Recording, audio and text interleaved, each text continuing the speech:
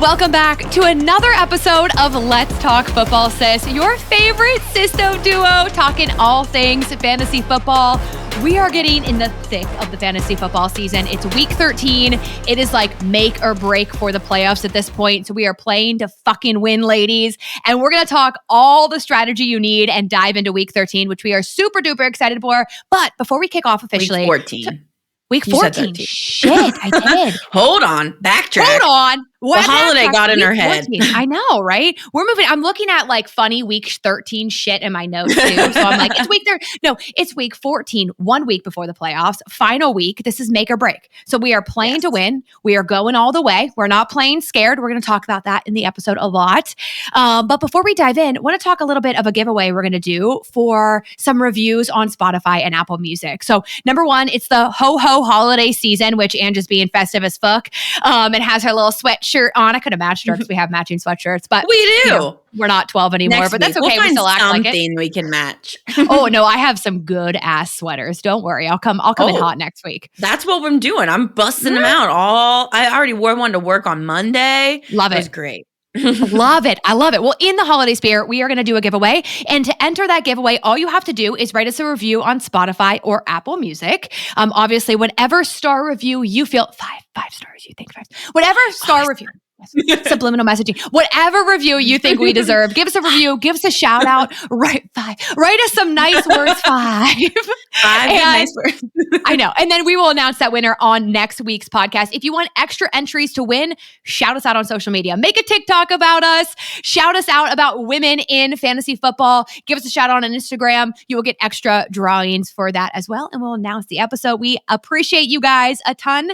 And this will be a $50 gift card. I don't even know if I mentioned that. So we thank you. We appreciate you. We love you. And now we can officially get into some funny week 13 shit because there was a ton of good stuff, specifically with holiday games. The like montage of turkey moments after Thursday night football wins or Thursday football wins are like my favorite in the entire freaking world. And I think the one that took the cake for me is after the Dallas Cowboys win, one of the linemen or defensive players, somebody put the entire fucking turkey on his hand and just man took a bite of it and then proceeded to keep it on his hand and pass it around to the different players. And they all just no questions. Yeah. No questions. Just took a bite of it, took a turkey. Like it was epic. I loved it. I think they work so hard all that whole game and they know I'm going to feast and I'm going to feast hard. And even those big guys, they are all in it. Now there's some like, wide receivers or quarterbacks who are like, oh no, I won't eat any of it. Now we saw more this year eating it than last year because there was definitely like, I think we talked about it when we were watching it, like Lamar and Derrick Henry were like, no, I'm good. But this year we saw, guys. Almost all. I think all of them. It was funny. I think the only guy, I don't know if Joe Burrow actually ended up eating turkey, but he asked if he could eat the crab shell. And the announcer was like, no, you can't eat the shell. And then he licked it or smelled it and then put it back. That just intensifies the oddness of Joe Burrow that we keep talking about. Weird dude. But that's all right. And I'll go to the mat. Nothing beats the 2024 year when the Lions did actually win, which they always lose on Thanksgiving. And they kept tradition. But they won last year. And all you see is Montgomery eating a carrot in the background because he's a vegan. He was like chomping on his carrot. It was that nothing will beat that in my opinion. But why? Why was he eating the carrot, not the turkey? And then we investigated. He's a vegan. It's all this whole thing. We rooted it because we got to watch a lot of the games together on Thursday. So we were rooting for them to win simply so we could see that again. So. And womp womp. Womp womp, it didn't happen. But holiday football it's one of my favorites. And I think obviously one of the most epic moments, which we talked about on social media, was like first bite of Ange's Thanksgiving dinner, which we ate at like 1 p.m. So dinner, take that lightly. Almond raw. Her out. Down. And she was like, oh. I was like, guys, why is he down? And then at one point, I thought he came back. Not came back in the game, but was on the bench. Was like, oh, there's hope. It's a Thanksgiving miracle. No, he never came back. That really hurt my week hard. Hurt my week. Now, thankfully, I clinched my playoff, so I'm fine. I'm in the playoffs. I'm all good. But a goose egg from Amon Ra, and then seeing what Jameson Williams got just made me want to, regurgitate my turkey Thanksgiving dinner. Yes. Punch yourself in the face. You're like, but instead I just ate more pie to cover up my pain. Yeah. Sadness, food. And best day for it, right? Best day for it. It was totally allowed. It was allowed. I love it. I love it. Well, there was a ton of other insane stuff. Obviously, we watched poor Max Brosmar make his debut into the NFL and throw 4 interceptions. And just, it was unfortunate. It was a hard watch, honestly. You kind of like wanted to just like, buddy, just like move on, get out of the game, get this one wrapped up. It was hard. That was a hard watch. That's when you just wonder like how, and I don't want to knock a elite player, but like how do you make it there and then you don't have, you know, the wherewithal to like get it going? Like I think you it's just have like, guys, it's not like you have a obscuro Tennessee Titans team that has these strange wide receivers that we're working with. We have these big guys and we still can't make it work. So yeah, I think they were talking about it like just like the lessons that you learn when you like, you just don't realize the talent and the gigantic men you're going up against until you do it for the first time live in game. And you're like, oh shit, I could die today. Okay. This could be it for me. Got it. Why did I do this to myself? I know. Well, I will say the funniest thing for me, we'll get into play weeks after this, but like the funniest thing in the world, and I don't know if you caught this, I, not kidding you, laughed out loud. During the Jacksonville game, there was an announcer who literally said verbatim, referring to Trevor Lawrence. I did not hear this for the record. So when I read this in the notes, I laughed out loud because I did not hear this. I literally screamed. My husband was upstairs doing a puzzle and I'm like, what? He said verbatim, referring to Trevor Lawrence, he was protected like a baby kangaroo in his mom's pouch. I mean, as a English teacher, that is poetic. That made me think how protected that man was in the pocket. Well, the visualization is perfect. I was like, and like how off the cuff, like, you know, a lot of these guys like in game play like that. That's just like, they're just spitballing. I'm like, where did this man pull that thought from? Was he like reading a book about kangaroos earlier in the week? Kangaroos were on his brain. Because some of them say weird stuff like, he's real slippery. Slippery or the conundrum or the bugaboo this year. And I'm like, where are we getting these phrases? And I know I would say some off the cuff shit because we say some off the cuff shit. Yes. But like that was just so obscure and lovely. And I thought it was the best comment of the day. Best comment of the day. I love it. All right. Well, let's stop fucking around. What was your play of the week, Ange? My play of the week, I am not going to go 1 week without seeing a big man tutty and not calling it my play of the week. So Baker Mayfield threw a touchdown, throw to not a obscure wide receiver named Tristan Wirfs. No, a full-on freaking offensive tackle went in for the touchdown, fooled everyone. I mean, I'm not like some pro like football analyzer of plays, but I frequently get caught. Like I'm like watching the guy. I'm like, oh no, where'd he go? Oh, that guy has it now. But it got me good. I was not expecting the big man to get it. Sniped it from your starters. So if you were looking for, I don't know, like a Tez Johnson touchdown, oops, you got it sniped from you. Or I think he was looking at K. Dotton and then sniped it from K. Dotton. So you maybe were a little sad if you had him. But I love a big man tutty. How about yours? I love it. Well, Brock Bowers had an insane second touchdown. He made an insane one-handed catch that was honestly just like out of control. Like I was like, how on earth does someone have the reaction time to grab a football like that, but then actually hold on to it the entire time? It was absolutely insane. My jaw was on the floor. I was like, how? What? It's crazy. So man is he's back. They're calling plays more effectively to get him involved more. He's getting in the end zone. He's relevant as hell again. So good for you, Brock Bowers. Way to make an insane freaking out of this mind catch. All right. How about your vet of the week?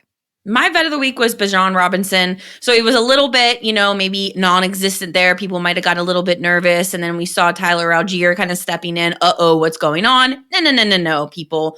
He said, hold my beer, like we always say. He had 28 touches for 30.3 points. He rushed for 142 yards and had 5 receptions for 51 yards. He's back. He's doing damn well. Didn't love that I played against him. But good for him. Good for him. Yeah, I think he would just stop giving Algier goal line touches. That would make me the happiest Bijan man. He did. He even sniped one of the touchdowns that Bijan should have had. So he's there. He's still not fully in there, but I hear you. Well, my vet of the week is very different. We're gonna go Alex Singleton. He's a linebacker for the Denver Broncos. And this is honestly just a crazy story. So he went in to get a drug test, and random drug test in the NFL, obviously, right? Went in, random drug test. Man had no fear about it because he's not doing drugs. Well, his testosterone was high, and he's all worried like, oh, I'm not going to be able to play. Like, I'm not doing drugs, but I'm not going to be able to play because of some weird drug test. Found out his testosterone was high because he had testicular cancer. And like the only reason they found it was because of a random drug test, which is insane. I know. Mind you, this was in November last month. He had surgery, removed the tumor, no chemo, no radiation required, came in, he played this week. Like, wow. Out of this world, just like crazy. Good for him. Happy they found it early and caught it early. Yes, is one of those like happens for a reason moments when everything's supposed to go that way, and good for him and awesome for that kind of push through and grit to keep playing too, because you could just give up after that. You could just say, I've been through it, I'm done. But no, I know the amount of crazy stories of like, James Conner, cancer survivor, still playing in the NFL. The amount of men who have like oddly been shot and are still playing in the NFL. Like, it's just crazy of like what true work ethic and grit, and when you really want something to go after it. That's why I love like sports in general, is because you just see these stories like, even Brock Purdy, right? Last pick in the NFL draft is successfully, and like anything can happen if you put enough ass behind it and work for it. So I love it. How about your rookie of the week? My rookie of the week was Jaden Higgins. So he's really starting to emerge as a great wide receiver opposite of Nico Collins on that Houston Texans team. He caught all 5 of his targets for 65 yards, showing great chemistry with CJ Stroud. I think that's going to continue. This year alone, through these 13 games now, he had 32 receptions for 359 yards. That's great for a rookie. So he's really kind of showing what his stuff is. Have a tough matchup this week, but we'll talk about that later. Someone you might want to think about. Absolutely. How about your rookie of the week? Yeah, so I go RJ Harvey. He's holding it down while JK is out. And it's funny, I played against RJ Harvey and I needed him to score approximately 1 point or less. Essentially 1 point or an anvil needed to drop on RJ Harvey's head mid-game. That didn't happen. He scored 21 points. He scored over 21 points. He looked great, and he really is taking control of that backfield, which when the starter goes out, this is a rookie's chance, right? A rookie's chance to make their way into the offense, prove to them that they deserve that spot moving forward. And RJ Harvey is definitely doing that right now. So we are going to get into all of our week 14 matchups here. We do have some terrible week 14 buys, which RIP, if you're the CMC manager, I'm sorry. But we have the 49ers, the Carolina Panthers, the New York Giants, and the New England Patriots on bye this week, which if you're making a playoff push and you're on the fringe, that's unfortunate if you have any big dudes you're losing, right? Yeah, you're losing some big names. But we're going to get into all of our matchups, and I'm going to have Ange kick it off with Dallas versus Detroit. Okay. All right. I'm going to kick it off with Dallas versus Detroit. This is the Thursday night game. For the Dallas side of the ball, you are starting pretty much everybody, your big guys. This is a dominant offense. You're starting Dak. You're starting CD. You're starting George Pickens. You're starting Jake Ferguson. I almost forgot his first name. I almost said just Fergie because we call him that so often. So really nothing too bad there. They're going to get some good plays. They face a defense that's going to allow them to do some things because they are a dominant offense. And then you're going to sit the Dallas defense this week. I just don't like them against a dominant Detroit offense. On the other side of the ball for Detroit, again, this is a pretty easy one. You're starting Jared Goff. This is a great matchup for Goff. You're starting Jahmyr Gibbs, another amazing matchup for the running back here against the Dallas defense. You're watching the Amon-Ra St. Brown injury. I think we'll talk about this a little bit later, but everything I've read, it's kind of day-to-day. If he's fine, he will play, blah, blah, blah. He's a true kind of grinded-out guy who's going to try to get in there if he can. But if not, you are plugging in Jameson Williams for sure. We saw that greatness come out last week. And that's really the only guy to talk about there as another wide receiver. Now, another running back to think about would be David Montgomery. I think he's a great start this week because of the good matchup versus the Dallas offense. They're not great against stopping the run. I would start David Montgomery over guys like Woody Marks, Kareem Hunt, and Kyle Monangai this week because they have tough matchups. And I'm going to sit the Cowboys defense because of Detroit. I'm going to sit the Detroit defense against a very dominant Dallas offense. Man, that always gets me every week. It wouldn't be an episode if Ange didn't fuck up the defense, okay? Sorry. Sorry. It's all good. All right. Seattle versus Atlanta. We'll start with Seattle here first. Obviously, JSN is a must start. I know he let you down last week. It was just not a week where they needed a ton of passing yards. So, it is what it is. The defense was really holding that matchups down and secure. Nonetheless, you're still going to start JSN and you're still going to start Kenneth Walker. Those are both guys you're going to lock into your lineup. Sam Darnold is a full sit for me. I would take a shot on Trevor Lawrence far before I took a shot on Sam Darnold. Even when Sam Darnold has had favorable matchups where you think he would end up playing well, he ends up shitting the bed, and it's just not worth it, in my opinion. There's plenty of higher matchups this week that you can go with.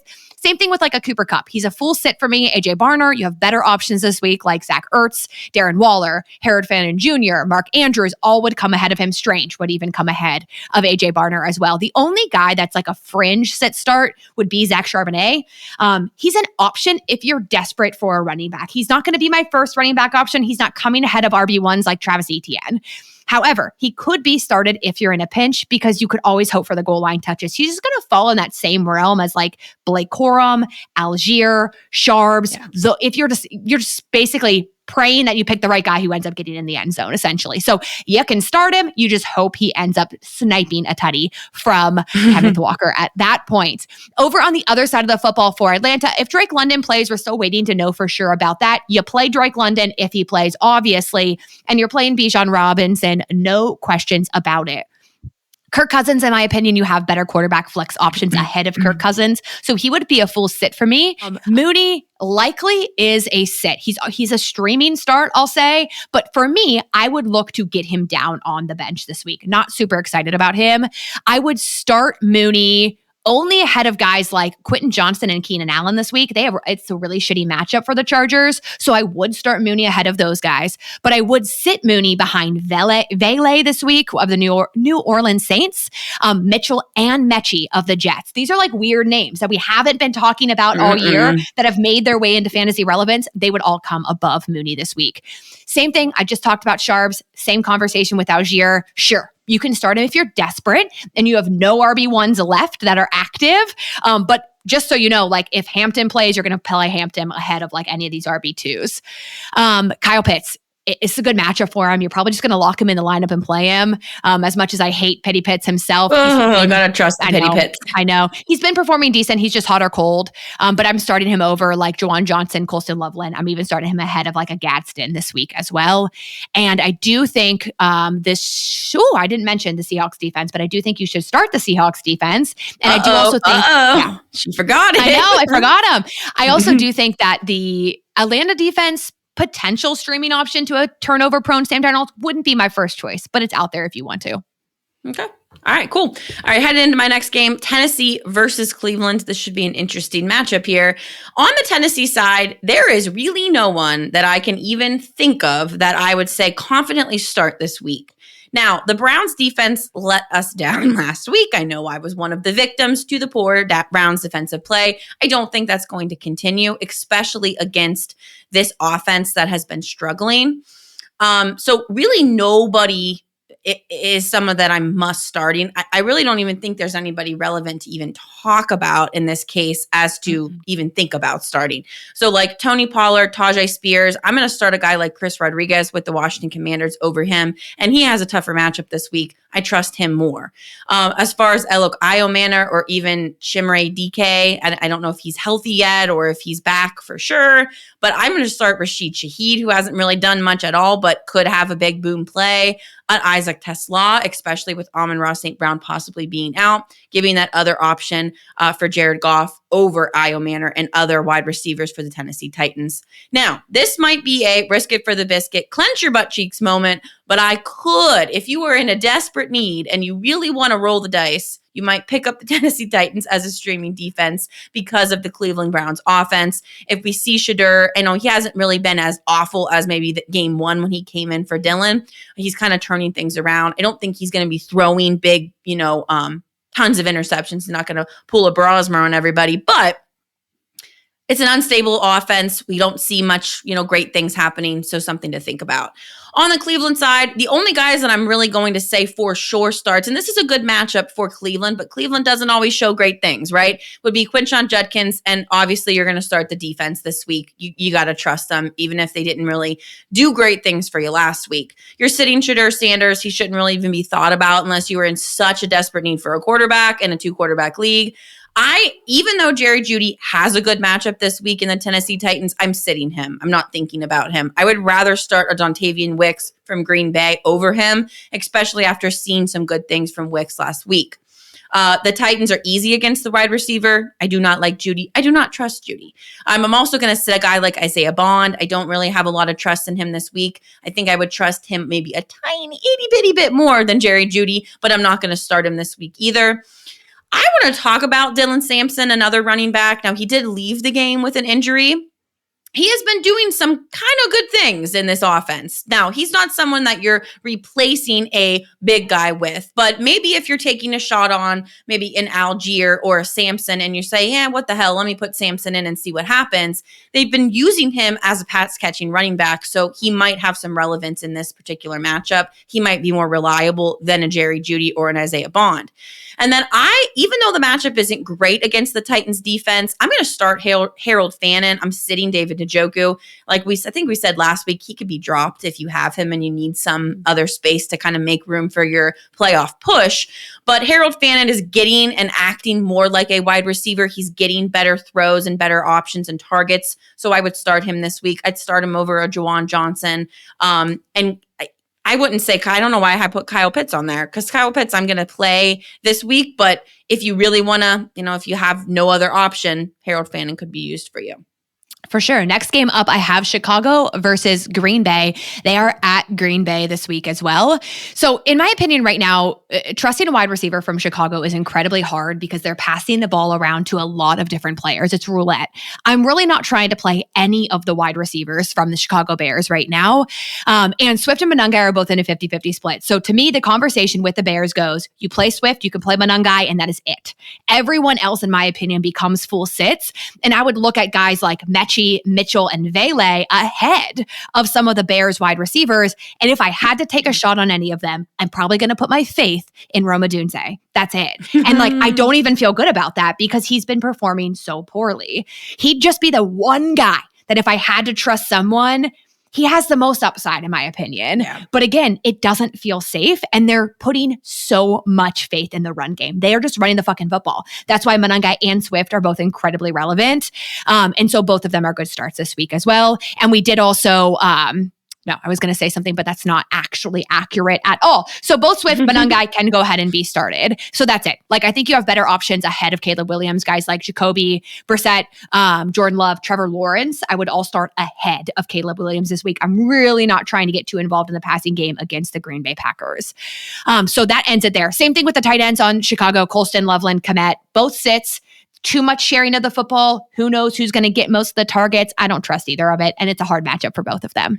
I don't want any part of the Chicago Bears defense either. Mm-hmm. Moving over to Green Bay. If Josh Jacobs plays, you play Josh Jacobs. He should play. He got kind of hurt in the game, but he came back in, so it wasn't anything super serious. I think someone just hit his knee the wrong way, the knee he's dealing with injuries with. Emmanuel Wilson, full sit if Jacobs plays. If Jacobs doesn't play, Emmanuel Wilson becomes elevated. You can go ahead and give him the start then. Jordan Love, another good streaming week. He was definitely a hot streaming quarterback for me last week. I suggested him to a lot of people. He has another good matchup this week, and I'd start Jordan Love ahead of Sam Darnold, Bo Nix, and Justin Herbert, who has a very difficult matchup this week against the Eagles. So again, if you're trying to make a playoff push, you want to play your top guys, sure. You also want to look a little bit at matchups if you have a couple guys who could perform well together because you're trying to get into the playoffs, right? Jordan Love's a good streaming option this week. If I had to start one wide receiver from the Packers, it would be Christian Watson. He's on the field 73% of the snap count. He's getting targeted well. Dontayvion Wicks had a good game. Keep in mind, he was only on the field for 49% of the snap count. So he's not always going to be that hot-handed. Christian Watson would be my clear start. Romeo Doubs would be second. Dontayvion Wicks would be my third start start from the wide receiver room in Green Bay. It is a good matchup for all of them, though. So like Ange said, if you're desperate for a wide receiver, any of those could be an option. Musgraves is a sit, and the Green Bay defense is like a lower end streaming option. They're not nearly as productive as they were at the beginning of the season, but they do have upside. They wouldn't be my first choice, though. 9X matchup is Washington versus the Minnesota Vikings. So Minnesota's defense is pretty easy against the quarterback position, which makes Marcus Mariota a very streamable start if you're in need of a quarterback this week or in a second quarterback for those super flex formats. The tight end position is also a position that can be exploited here with the Minnesota defense. So Zach Ertz becomes a very viable option. We saw him do some great things against Denver last week, who are also weak at covering the tight end position. So I see that happening this week as well. As far as other guys go, Terry McLaurin, Deebo Samuel, this is a tough matchup for them against the Minnesota Vikings. They are good at the wide receiver or protecting the wide receiver position. If I'm going to pick between the two, I'm going to go with Terry McLaurin personally. I know he's just coming back. I trusted my gut, put him in, did good things for me this week. I like him better. I am going to sit him over guys like Troy Franklin or Jacoby Myers. Those guys are also going to be starts for me over Deebo Samuel, in my opinion, with their matchups. At the quarterback position, Chris Rodriguez also kind of faces a little bit of a tougher defense here. They're a little bit better at stopping the run, but I think I did mention it earlier. I mean, you're obviously starting him over guys like Tony Pollard and Tajay Spears, but there's other guys in that realm like a David Montgomery who I'm going to start over a Chris Rodriguez this week. Just more play, maybe more touchdown opportunities, a little bit better defense that he's facing. And then I'm going to lean toward a sit for the Washington defense. They could be a possible streamer against a very weak Minnesota offense. So kind of something to think about if it's still happening with these 4 interceptions. Yeah, that's great for a defense. The Seahawks, of course, I played against the Seahawks manager too. Of course, that week happened for me. Anyways, we saw the Seahawks absolutely crush in the defensive, point range, but something to think about depending on who's coming back. That leads us into Minnesota. So this whole unit has taken a hit because of the quarterback play. I'm guessing this little experiment didn't work, so JJ McCarthy will come back. I haven't heard anything else about anybody else or anything else happening. I think they put their whole ass into JJ McCarthy being their stud quarterback, and that's what's happening. Wompity wompity womp down the toilet. So that affects big guys like Justin Jefferson and Jordan Addison, right? So if Brosmer's in, I don't think that's going to happen. I think JJ will be back, but we got to kind of watch that concussion protocol. Then obviously you're going to take another chance with a guy like Jefferson, take another chance with Addison if you need somebody, especially with buys. Last week was a little different because you had the choice of anybody, right? You weren't relying on anybody else. So it made things a little bit easier for you. So if JJ's back, Justin Jefferson and Jordan Addison can be thrown into your lineup and you just clench your butt cheeks and hope for the best and maybe it all works out again. As far as Aaron Jones, he was also kind of taken out of the game with injury. I think it was a shoulder injury. He's kind of a day-to-day kind of watch, be on the lookout. If he's healthy, you're going to put him in. This is a good start for him. If he's out, you're going to plug in Jordan Mason. I think he can step right into that role like he did earlier in the year. And then this might be something to think about. TJ Hawkinson, he was the top receiver on the Minnesota team. And we had kind of talked poo-poo about him for a while because he really wasn't doing much. He could be a viable start this week over someone like Schultz or Ingram. You can even toss him in over a Goddard this week if you're worried about that matchup for Goddard. And then I am sitting the Minnesota defense. Agreed. It is, again, like playoff season, right? So it's week 14.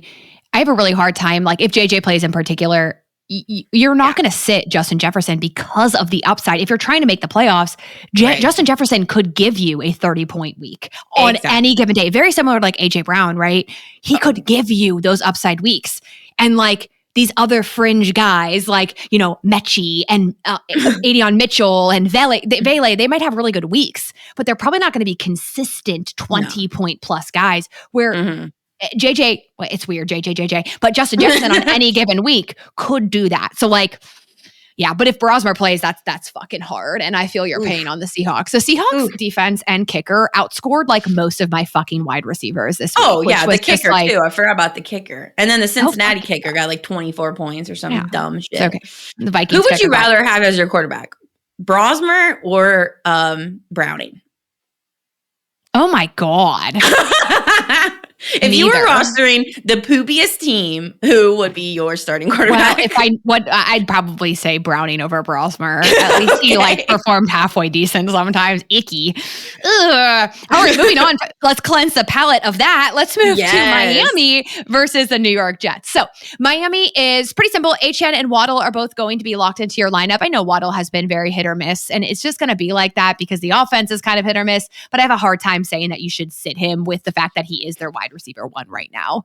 Tua's a sit. Like, I know he has a good playoff schedule, and we've talked a little bit about that, but I don't like him. He's not consistent enough for me.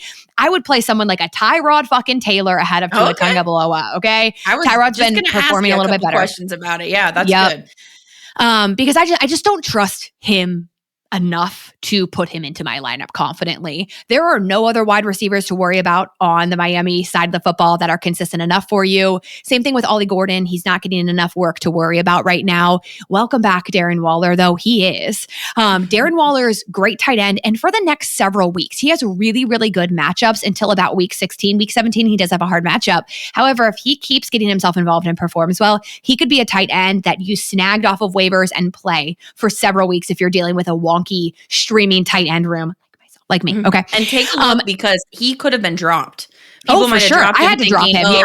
There's no way he's going to be back and I don't have room. So take a look at your waivers 100%. And see if he's there. So don't sleep on that. Definitely starting Goddard too over like Waller over Loveland, Goddard and Juwan Johnson. And I'm sitting the Miami defense as well. So the Jets, Breece Hall, you're playing him. That's a no questions asked. Throw him in your lineup. The rest of the team are questions to be asked, which it's incredibly risky. But Tyrod Taylor is not a sit. Like you could start him as a quarterback. Specifically, you're looking at some matchups, right? Justin Herbert has a particularly difficult matchup this week. A lot of quarterbacks are on bye, right? Stafford? No, Stafford plays this week. Drake May's on bye. If you had Jackson Dart, he's on bye, right? So like there are some people who you might need a quarterback this week. I like the matchup this week for Tyrod Taylor. They're playing a weak Miami defense. It's a clench your butt cheeks, grab the depends type of situation. Like you're definitely worried, but it could be a very, very risky full send type of situation for you. Same thing with the wide receivers. Mechie and Mitchell are the two that I would talk the most about in my opinion. If I'm looking at a wide receiver here, I would preference Mitchell ahead of Mechie. That's just me. Mitchell's a big body, deeper threat type of player. You're going to get more points off of him potentially than Mechie is in more that slot role.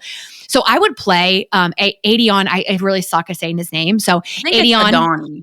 Adonai. I believe I'm it so is sorry, Mr. Mitchell. I would play Mitchell. We're just going to go Mitchell. Okay. I'd play Mitchell over Dontavian Wicks. I'd play him over Keenan Allen, DJ Moore, Darnell Mooney, Jordan Addison. I'd play him ahead of all of those guys.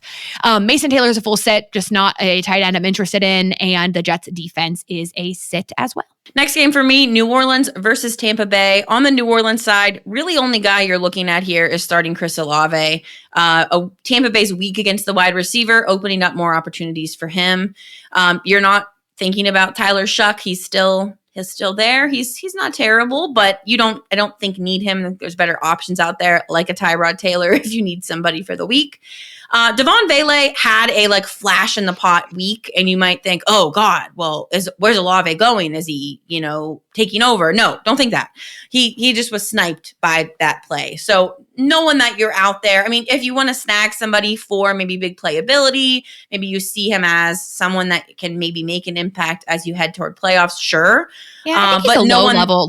He's a streaming option. You could stream him if you are desperate for a wide receiver and you need to get someone off of waivers. Vele is out there on waivers. He might still be there on free agency, and he's a low level, risky streaming option. Yeah, he's kind of in that Mechie level of maybe like you want to grab him and stream him. So someone to think about. At the running back position, I believe Alvin Kamara will still be out for week number 14. So Devin Neal will take right into that spot again. I think he's a great start. He's a better start, in my opinion, this week over Woody Marks, Kyle Monangai. They have tougher matchups. Their matchup against the Tampa Bay Buccaneers is a better matchup for the running back. And then Juwan Johnson is a sit.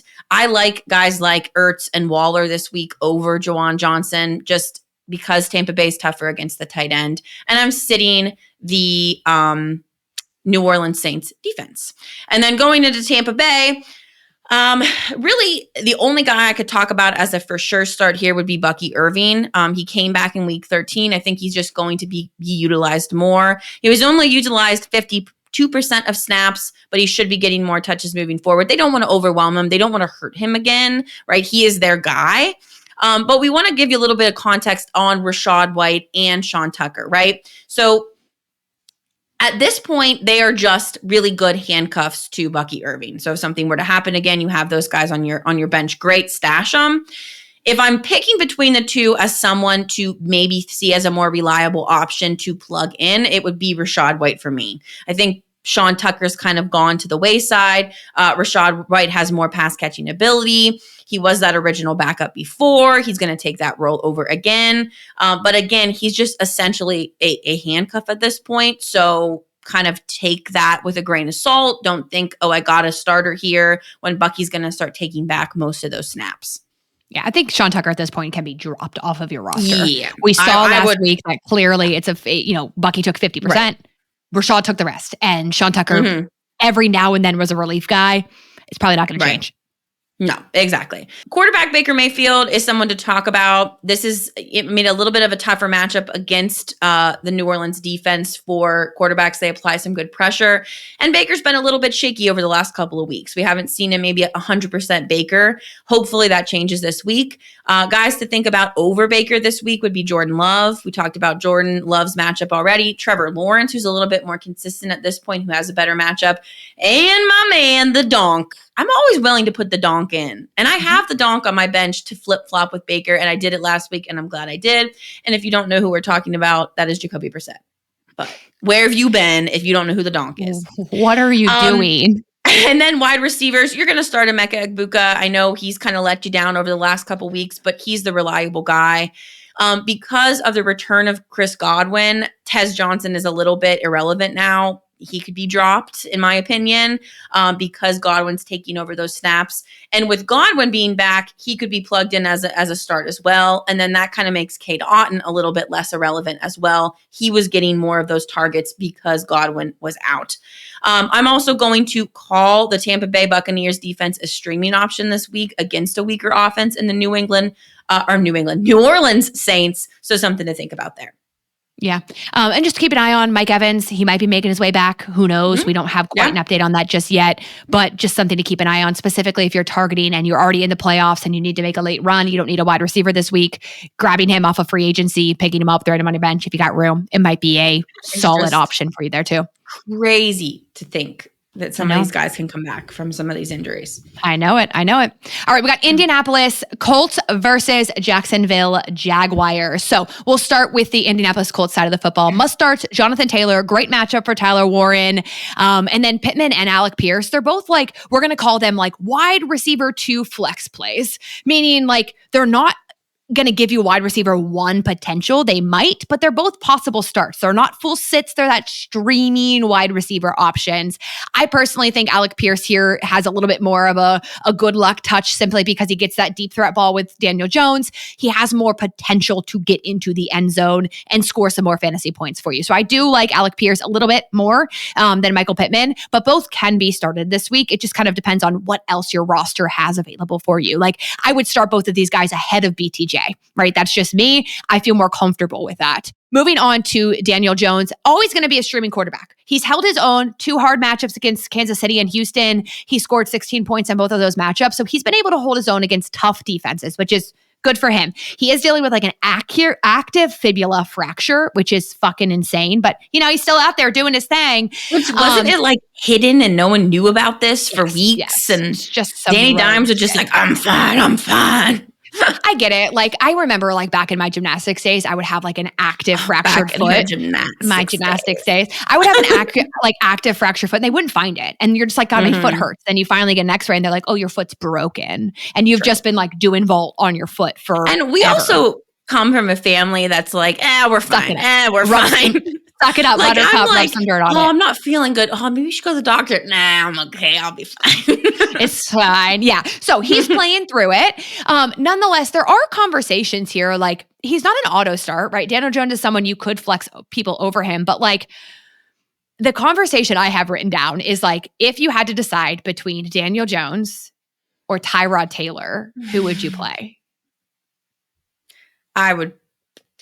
I'd probably still stick with Daniel Jones, in my opinion. I would still stick I with would too. I think that would be so risky to go Tyrod Taylor, but you're more than welcome to. I would potentially think about Tyrod Taylor ahead of Justin Herbert, though. I would too. As a tough matchup, I agree. Yeah. So just some context, like Daniel Jones not an auto start, but he can be started. It just depends on who else you have on your roster. And if you have like a Drake May bye and Daniel Jones, then you're just going to throw Daniel Jones in and sit on it essentially. Right. The defense of the Colts, maybe potentially a start. I would wait to see if Sauce Gardner is back or not. He did exit that game, so I don't know his availability, but I would wait to see on that too. Over on to Jacksonville. There's no like clear must start here for me other than Jacoby Myers. I think Jacoby Myers is a clear must start. Go ahead. He's taken clear targets. He also connects better with Trevor Lawrence, slot receiver, as opposed to BTJ, who's more of a deep threat. He connects better with the style that Trevor Lawrence is as a quarterback. So I think Jacoby Myers is a fine play. Parker Washington did get hurt, so watch his injury update. I would start guys like Alec Pierce ahead of Washington, Mitchell ahead of Washington as well. Obviously depends on his availability. BTJ is just a risky streaming option. It feels better if Parker Washington doesn't play. There's less options for Trevor Lawrence. So I think at that point, you can go ahead and throw him in your lineup. He does have potential upside. He just hasn't been performing. He's not connecting well. So it's something that I'm not fully confident on. In my opinion, I'm playing ETN. I'm sitting Bishal Tutin. Like, Bishal Tutin's getting 29% of the snap count. So he's not getting a ton of the snap count. However, they're going to play the guy who's hot. So if like they are playing ETN and Tutin's hot, they're going to let Tutin keep running it because that's just the offense that they are. ETN is the lead guy, but they will favor the player who's performing better immediately out of the gate. And if that's Tutin, they will send it on boot scooting Tutin all the way, right? I still think you. Whoever has a hot hand. Hot toot. Whatever. I'm not hot tooting anything. Travis Etienne, though, to me, you play him, you got him, you start him, and you just freaking hope to all things holy he gets in the end zone. He's just a hard guy every week right now. Yeah, every week, baby. Brenton Strange, though, lock him down, throw him in. You can start him. He actually has a really good matchup from week 14 this week all the way until week 17. So based on performance, could be a guy you can rely on through the remainder of the season, which is always kind of feels better for me, in my opinion. So Brenton Strange, start. Defense for the Jacksonville Jaguars, sit.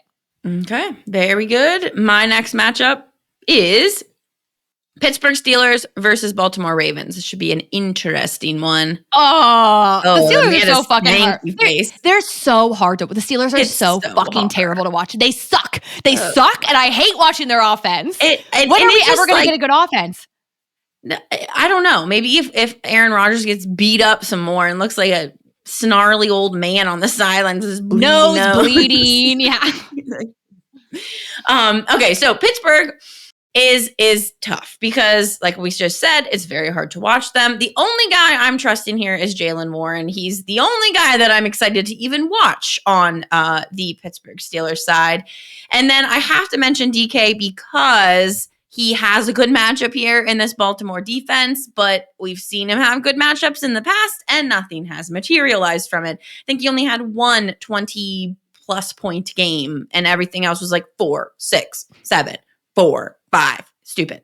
But we'll talk about that in a minute. Aaron Rodgers, Mason Rudolph, regardless of who plays and who comes in and blah, blah, blah, they're both sits. Because of the matchup, I'm going to say go ahead and start DK. And it's one of those, it's hard that you don't start him, right? It's hard because now we have buys again this week. You might need to start him. You might have guys out that aren't really other options.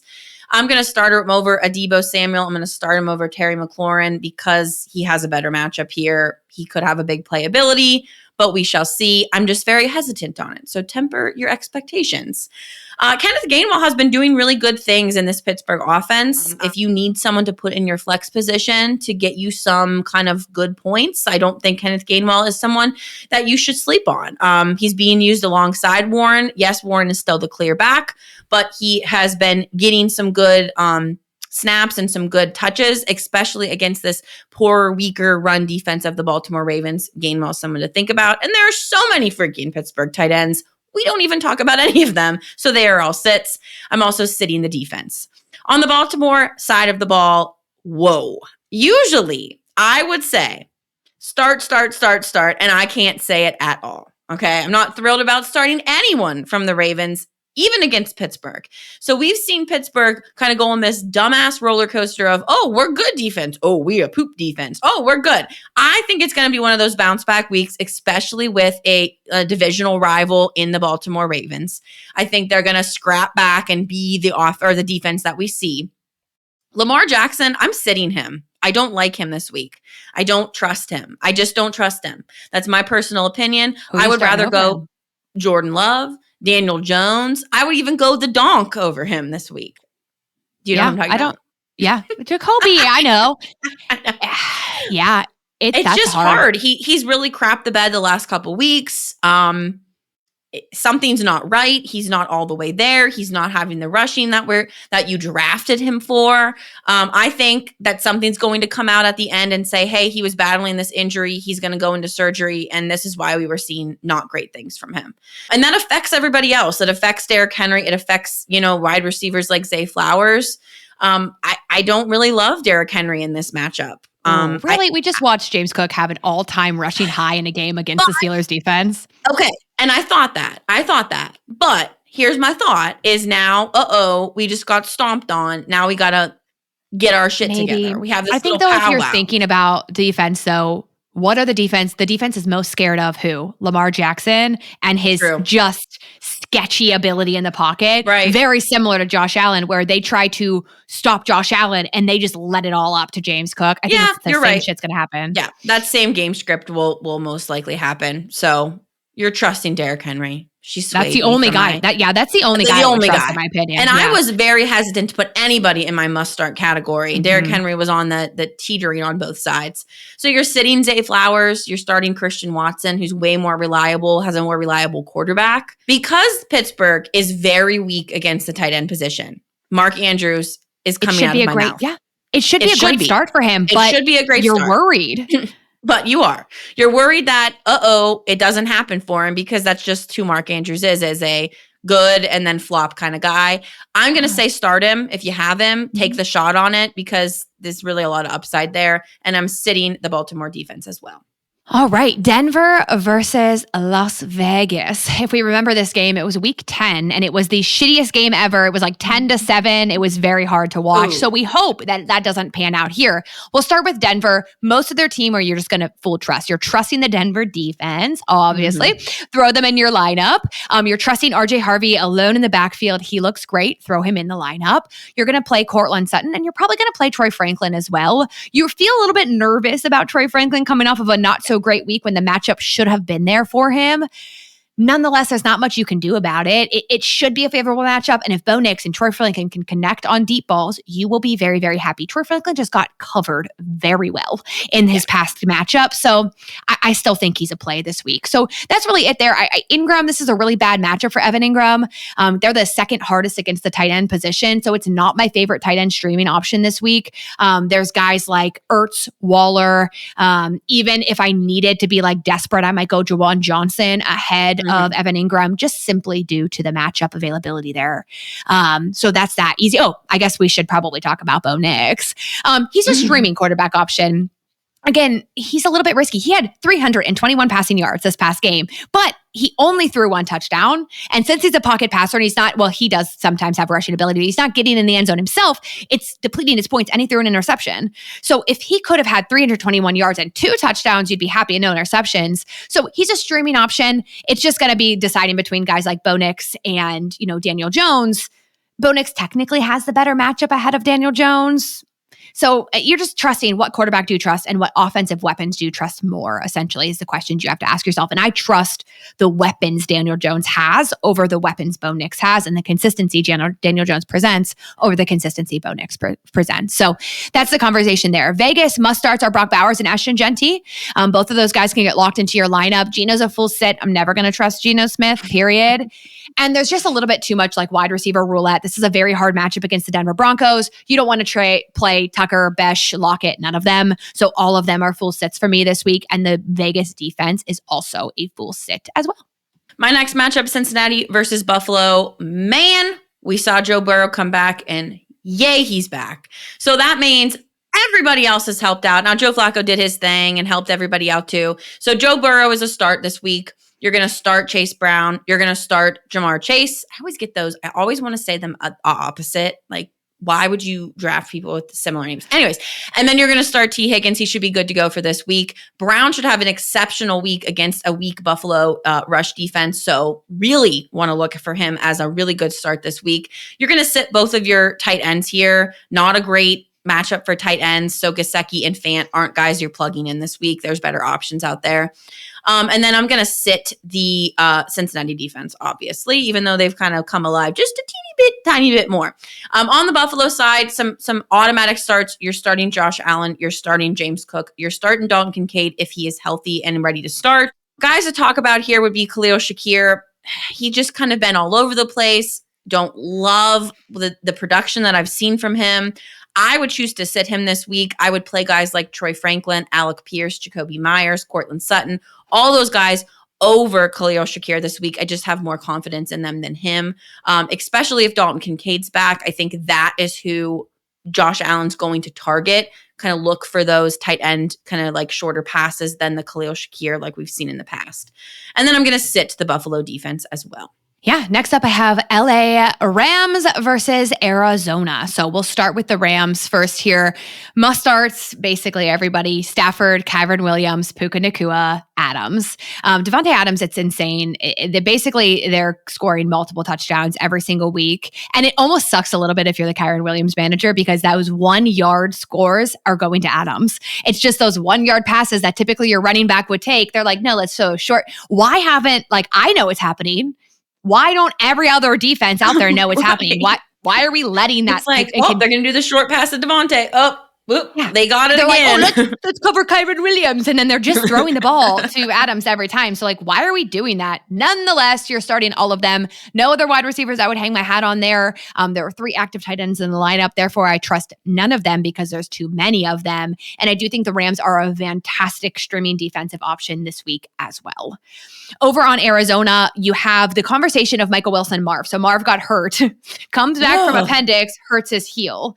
I'm going to assume that he misses week 14. We do not know that to be true yet. If Marv misses, Michael Wilson is the awesome. I'm honestly, if you're the Michael Wilson manager, that's just better for you because you feel more confident. Do I think you can play both Marv and Michael Wilson? Yes. They're going to share targets, so Marv feels much safer there than Michael Wilson. Trey McBride is an auto start.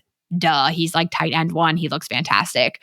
Jacoby Brissett continues to be a wonderful streaming quarterback option and would be another good quarterback streaming option this week. I would play him ahead of Herbert or Bo Nix and Daniel Jones at that point as well. So I would choose Jacoby Brissett ahead of them. Running back wise, basically, if Trey Benson, he got activated, he was back to practicing and then was kind of set to play week 13. And then it was like, never mind. If he does not get activated and play this week, he's not playing for the rest of the year. So just know that you'll know this week if you can just drop Trey Benson altogether or not. Super unfortunate. To me, that kind of sends me some red flags that he probably got injured in practice or something got re-aggravated. I don't know if we're going to see Trey Benson at all, which is sad. That does, however, elevate both Bam Knight and Michael Carter. They're splitting the backfield 50-50 with Amari DiMarcado out still.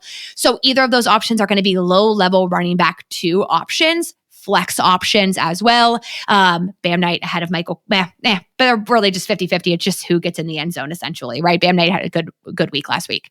Arizona defense is a full sit for me. And then my last matchup here, Houston versus Kansas City. For Houston, really the only guy that is a must start is Nico Collins. He's the clear stud, even against this tough KC matchup. You're going to sit CJ Stroud, like Trevor Lawrence, or even take a long shot on Tyrod Taylor this week is better for me than CJ Stroud against Kansas City. At other wide receivers, Jaden Higgins and Christian Kirk, I'm going to sit both of them. This is a tough matchup. I don't really see them doing too much. If I had to pick between the two, I would go Jaden Higgins. I think he has more upside. I think he has more explosiveness. He's going to be the guy to look for. So if you're in a pinch, you can throw Jaden Higgins in and just kind of hope for the best. He might kind of do great things and show up like he's been. I'm going to sit both running backs here, sitting Woody Marks and sitting Nick Chubb this week because it is tough. Kansas City's tough against the run. I would start a David Montgomery. I would start a Devin Neal over both of those guys this week. And then the tight end, Dalton Schultz, I'm also going to sit this week. I don't like him in this matchup either. Go TJ Hawkinson, go Mark Andrews, go Juwan Johnson, all over Dalton Schultz. And I'm going to keep rolling with the Houston defense. I think they're just too good to sit, even against Kansas City. I know they had a little bit of a bum week. Kansas City, some obvious starts here would be, your Mahomes, your Rashee Rice, your Travis Kelce. They're facing a tough defense, but they are in a position where they need to win, and they are going to play like they need to win, or they're going to be, the laughing stock of the NFL. Oh, ha, ha, look at you, golden boy, you're down. And Amanda's just going to be over there drinking her coffee like, yeah, this is what I hoped for. But other players here, Xavier Worthy is as a sit for me this week. I know he had a better matchup last week. He did decent. Not anything great, but decent. But this week, tough matchup for wide receivers. Gotta take.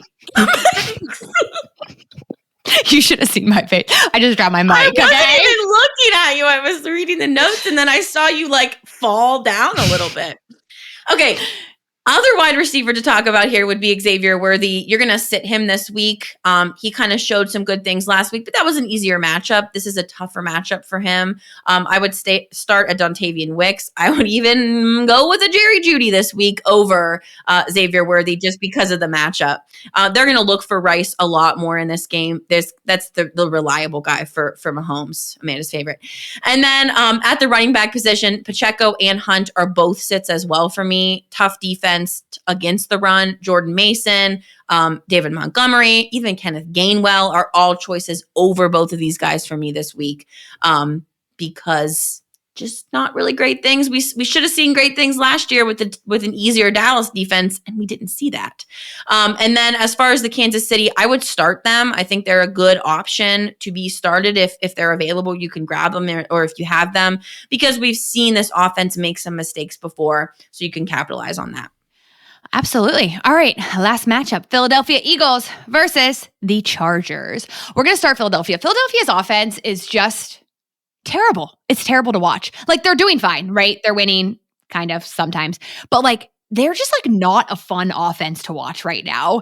Unfortunately, you're probably starting all of your heavy hitters. You're starting A.J. Brown. You're starting Jalen Hurts. You're starting Saquon Barkley. You're starting Devontae Smith. It would be very hard for me to think in any world that if you're in a playoff push, you would sit any of these guys because they all have potential to perform outstanding. Saquon Barkley's just been performing way under what we all assumed would happen, right? Yeah. So essentially, he's averaging 3 to 4 yards per carry right now, which is just abysmal. Mm-hmm. However, he's getting 93% of the work. So potential's there. Who knows what the fuck will happen? Chargers defense aren't terrible. They're decent. So who knows? But unfortunately, probably just throwing all these guys in your lineup and just turning the game off and just hoping it goes your way. Sometimes you're I don't want to watch it. I just want to hope it all goes well. I left mid games yesterday to go to Ollie's because I was I just need to leave my house and maybe good things will happen. And they did. So I was maybe that was the method of the madness. I was I just need a little break from being pissed off at my television screen because I wanted to throw a water bottle through it. So you're probably starting all of those guys. And then the Eagles defense, again, they're a streaming option. They're always going to be a streaming option. Are they the best defense in the world right now? Hit or miss. Sometimes they perform outstanding. Sometimes they don't perform so well. Do I think they'll have a potentially good bounce back week this week? Sure. Yes. And also we're dealing with a very weak O-line on the Chargers. So more sacks, more points. You want to think, yes, takeaways, but also not just limiting the amount of points the Chargers score, but also can they sack Justin Herbert? And he's a pretty sackable quarterback right now with their O-line. So I would start the Eagles defense. To me, Goddard would be a full sit. I would start Brenton Strange, Zach Ertz, and Darren Waller ahead of Goddard this week as well. For the Chargers, this is going to be the conversation. If Hampton plays, Vidal, Hampton, right? If Hampton does not play, Kamani Vidal is a fine start. I think he'd be explosive. He's been performing really well. I love Vidal this week, specifically if Hampton's out. If Hampton plays, I probably don't want to play any of them because I'm nervous. But in no world do I think you'd be able to sit Hampton, because if you had Hampton and you're sitting on him, you've been praying for him to come back to be relevant again. Yes, right? Likely your running back room is like nut, bolt, scrapyard shit taped together. Yes. And you have to play guys like Chris Rodriguez and hope the freaking God he stays relevant, right? Or you're playing a backup like Kenneth Gainwell or Blake Corum or Algier consistently because you have nobody else. So if you're dealing with that situation, you're going to play Hampton and just hope for the best. You hope it's a Bucky Irving situation and he comes out hot like Bucky Irving did, right? I think Ladd is the only wide receiver I'm very confident in. I don't want any piece of Keelan Allen or Quentin Johnston this week. I would look to sit both of them. We've talked about Justin Herbert a lot. I would probably look to stream someone ahead of him this week. Not a very good option for him. His wide receivers will have a hard time. He will have a hard time. His O-line sucks. So everything's playing against him. I'd look to sit him if you can. I'd look to sit Keenan Allen, QJ. I'd also look to sit Gaston. I don't love his matchup this week. And again, Strange, Ertz, even maybe a Fannin would be a better flex ahead of Gadsden right now. And we'd want to see a little bit more out of Gadsden before we trust him again. And then the defense of the Chargers, in my opinion, would also be a sit. I don't really want them against the Eagles offense either. So that is all of our week 14 matchup, my friends. Go over just a quick little injury report here. We talked a little bit about it. Parker Washington, he did sustain a hip injury, so watch his availability for week 14. Justin Herbert did fracture his left on-throwing hand, so just watch that as well. Amon Ra, obviously low ankle sprain. Watch his week. They play on Thursdays. I doubt he's going to play, but just watch it. Marvin Harrison, heel injury. Watch his availability. Aaron Jones, shoulder, day-to-day. Watch his availability. And then Tyrone Tracy did hurt himself. They do have a bye. However, that enhances Devil Singletary. If Tyrone Tracy misses time, that makes Singletary relevant as hell. So just something to keep in mind here as well, ladies. All right. Well, let's wrap it all up with our sweet and spicy starts of the week. And go ahead and kick us off with the sweet start of the week. My sweet start of the week is Trey McBride. Dominant top tier tight end, the number one top tier tight end. That's a lot of T's there. With Marv possibly being limited with the heel injury or even out for week number 14, he's going to get even more targets. And he's also the Donks main man. So look for him to be a sweet start. I love it. My sweet start is Jordan Love. Again, love him this week a second time due to a favorable matchup, not just for Jordan Love, but also for his wide receivers. So it's kind of like that match made in heaven when both of them have favorable matchups. So I would definitely look at a streaming quarterback option of Jordan Love week 14. How about your spicy?